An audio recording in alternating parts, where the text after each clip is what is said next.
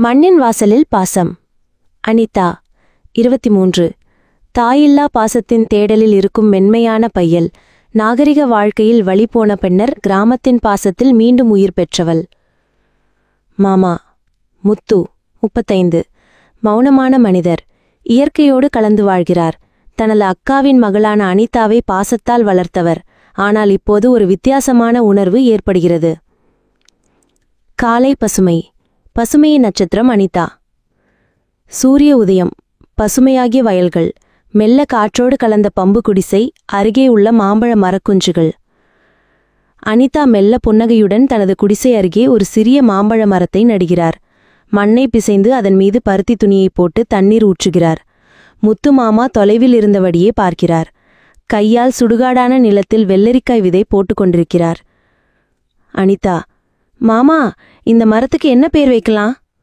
முத்து: இது உன்ன மாதிரிதான். 4 வருடத்துக்கு பிறகுதான் கனிக்க ஆரம்பிக்கும். ஆனா வேறா வைக்கும். அவள் மழலை சிரிப்புடன் பார்க்கிறாள். வெண்கல வெயில். இடைநிற பாசம். வயல் நடுவே இருவரும் வெண்ணெய் பூச்சுடன் வீடில் வேலை செய்கிறார்கள். சின்ன மஞ்சள் தொட்டிகள், உரங்கள், நட்ட பயிர்கள்.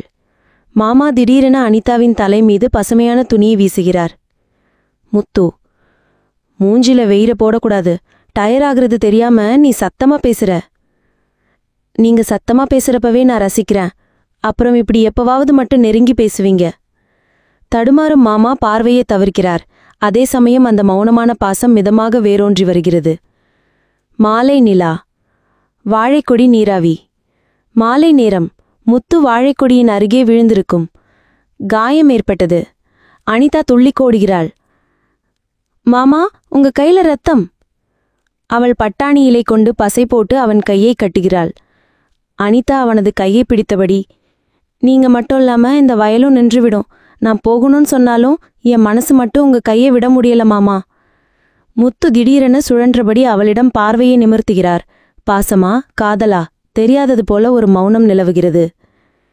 இரவின் மௌனம். கிணற்றருகே உரையாடல். இரவு. பூவில்கள் காற்றோடு ஆடுகின்றன. கிணற்றருகே இருவரும் சாந்தமாக உட்கார்ந்திருக்கிறார்கள். அனிதா: நகரத்துல வேலைக்கு அழைப்பு வந்திருக்கு. போயிட்டேன்னா? முத்து: போகணும். நம்ம உழைச்சு பழகணும். ஆனா இந்த வயலின் வாசம், அந்த மண் வாசம் உன்னை தொலைக்குமா?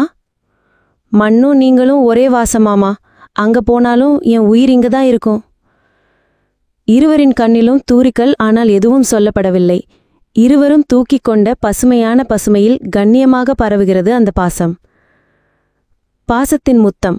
மறுநாள் விடியல். அடுத்த நாள் அனிதா தன் மாம்பழ மரத்துக்கு தண்ணீர் ஊற்றுகிறாள். மாமா அருகே ஒரு புதிய வாழைச்செடி நட்டிருக்கிறார். மாமா: இந்த வாழைச்செடி மரத்துக்கு எதிர வாழறப்போகுது. இரண்டும் நல்ல வேலைக்கு சேரும். அனிதா மெதுவாக புன்னகைக்கிறாள். வண்ணத்து பூச்சிகள் பறக்கின்றன. காலையில் பரவிய பசுமை மேலாக ஒரு புதிதான உறவின் விதைகள் மெல்ல வேரோன்றி வருகிறது. அவளும் அவனும் சொல்லாமலே மண்ணும் உயிரும் சேரும் பொழுதை பார்த்து காத்திருந்தார்கள். காரணம், பாசத்துக்கு மொழி தேவையில்லை.